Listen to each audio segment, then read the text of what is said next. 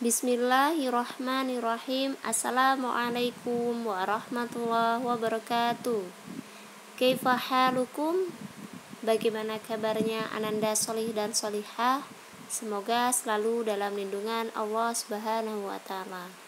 Baik, untuk SKI kelas 4 pada minggu ini kita akan meneruskan pembelajaran minggu lalu, yaitu tentang penindasan kaum Quraisy. Nah, anak solih dan solihah, masih ingatkah siapa saja sahabat-sahabat Nabi Muhammad dan orang-orang yang baru masuk Islam yang disiksa oleh kaum Quraisy? Nah, masih ingat?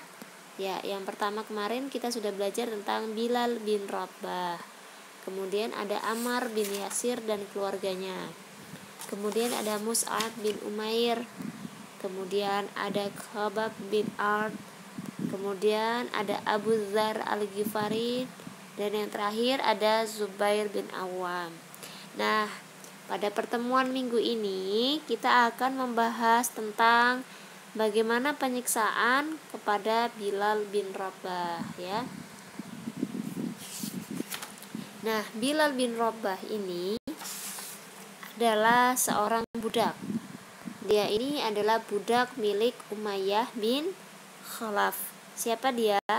Dia adalah salah seorang pemuka suku Quraisy.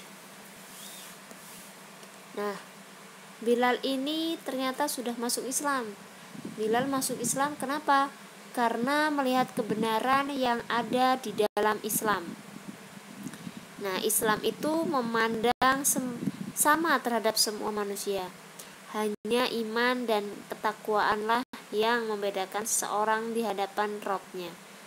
Iman dan takwalah yang membuat seseorang menjadi tinggi atau rendah derajatnya. Nah, ini adalah alasan mengapa Bilal masuk Islam.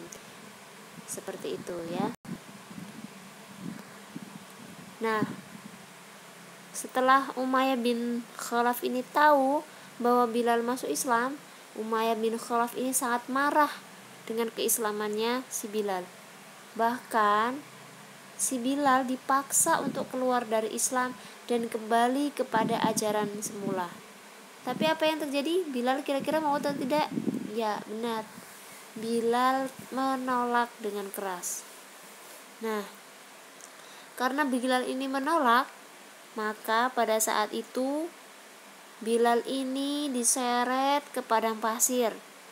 Ia disiksa oleh majikannya, dipukuli dan dicambuk seluruh tubuhnya.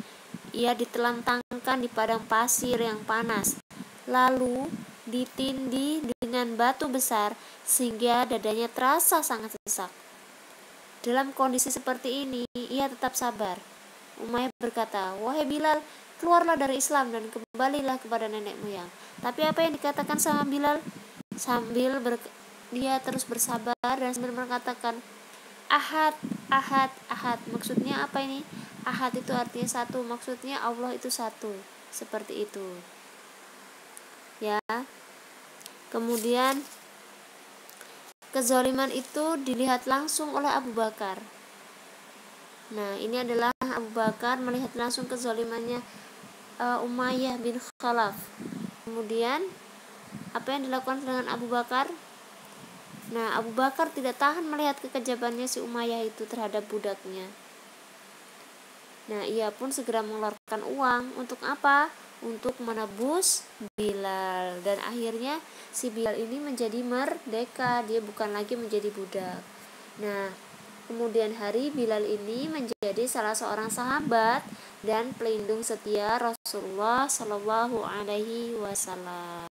Nah, seperti itu adalah penyiksaan yang dilakukan oleh suku Quraisy, yaitu Umayyah bin Khalaf terhadap Bilal bin Rabah. Masya Allah, ya.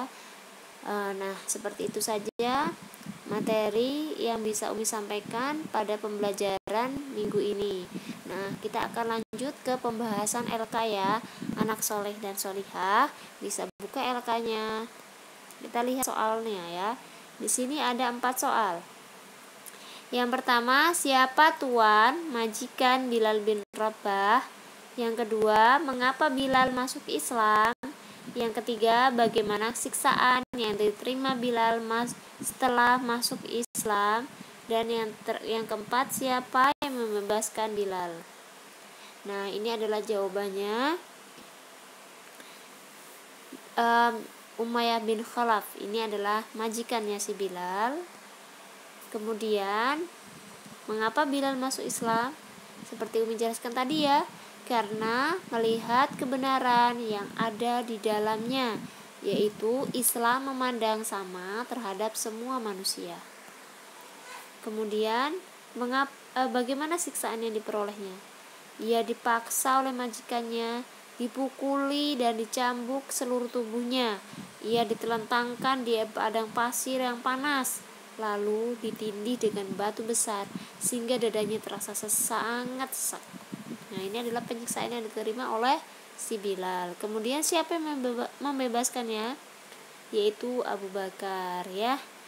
Nah, mungkin seperti ini saja yang bisa Umi sampaikan untuk materi minggu ini terkait tentang penindasan kaum Quraisy, terutama untuk Bilal bin Rabah.